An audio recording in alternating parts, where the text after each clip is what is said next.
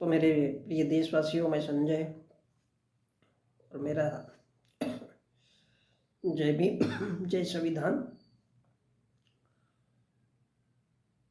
हम देखते हैं कि भारत का मीडिया काम नहीं कर रहा है, पूरी तरह से ध्वस्त हो गया है, क्योंकि भारत के जो तकरीबन 30 चैनल हैं वो मालिकों के अंडर में हैं, जो भारत के बड़े बिजनेसमैन हैं, अडानी और अंबानी के। तो सोच सकते हैं इस देश का मीडिया किस क्षेत्र में काम कर सकता है। इस देश की जो अर्थव्यवस्था है वो पूरी की पूरी उनके हाथों में, भारत के 8-10 बिजनेसमैन लोगों के हाथों में। और भारत का जो गरीब इंसान है, जो 2 वक्त की रोटी के लिए ही 200 रुपए के लिए वो 18 घंटे काम करता है, 16 घंटे काम करता है, 14 घंटे काम करता है 200 रुपए के लिए। और गांव का खेतीहर किसान मजदूर, तो उस देश में सोचा जा सकता है। और कहाँ से इस देश का मीडिया काम करेगा? नरेंद्र मोदी ने तो स्टार्टिंग में ही आते आते 11 अरब रुपए भारत के मीडिया के लिए खर्च किया। एक प्रकार से उनको खरीद ही लिया है। वो कहाँ से तुम्हारी खबरें दिखाएंगे? और आज सोशल मीडिया का जमाना है, तो यहाँ पर भारत के प्रकांड पंडित सुधांशु त्रिवेदी एक बात कहते हैं, जिस देश में मीडिया केवल पैसों के लिए काम करता हो, जो अपनी माँ बहन बेटी को पैसे के लिए बेच सकता हो, उस देश में, और हम जानते हैं कि ये एक मोदी काल है, उस देश में कोई इंसान जापान जा सकता है, कोई इंसान चाइना जा सकता है, जो 200 रुपए के खाने के लिए, 2 वक्त की रोटी के लिए तरस रहा हो। जिस देश में 50,000 किसान मर चुका हो, जिस देश में 50,000 किसान मर चुका हो एक थोड़े समय में, उस देश के लोग कहाँ से मीडिया, और उस देश का मीडिया ही काम नहीं करता तो वो क्यों नहीं झूठी मूठी खबरें बताएंगे और सुनाएंगे? तो ये सुधांशु त्रिवेदी है जो बोल रहे हैं कि जापान में एक देवी है जिसको कहा जाता है बैजंती। बैजंती वो देवी किसकी है? Goddess of system. उनका आसन क्या है? कमल। हाथ में क्या है? वीणा।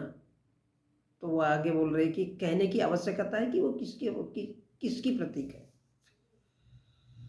जापान में हम जानते हैं कि जापान एक बुद्धिस्ट कंट्री है, वहाँ पर बुद्ध को मानते हैं, और बुद्ध के को मानने की वजह से वहाँ पर सबसे ज़्यादा जो देश का खर्चा होता है, जो देश की जीडीपी खर्चा की जाता है, सबसे ज़्यादा देश का जो पैसा लगाया जाता है वो एजुकेशन पे लगाया जाता है। एजुकेशन पे, लोगों को शिक्षित करने के लिए, क्योंकि वो जानते हैं कि बुद्ध का धम्म ही एजुकेशन का मार्ग है।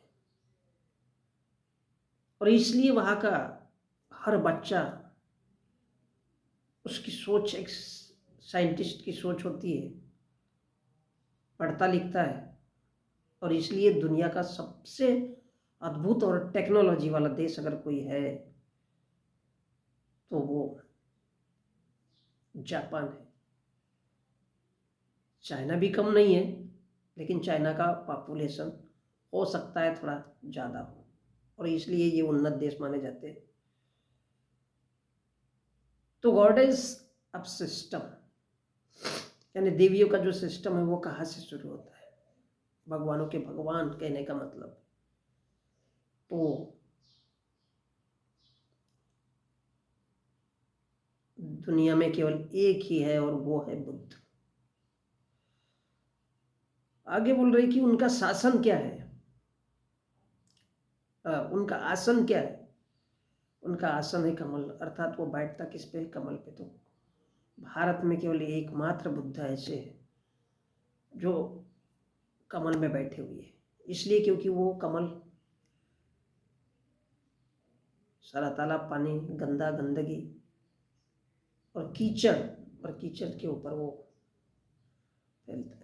हाथ में क्या है? वीणा। कहने की आवश्यकता है कि जहाँ एजुकेशन होगा वहाँ संगीत अपने आप बचेगा,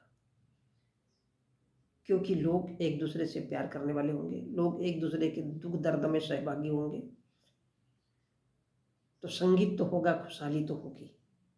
तो वो कह रहे कि ये किसका प्रतीक है? ये प्रतीक है प्यार, मोहब्बत और शिक्षा का।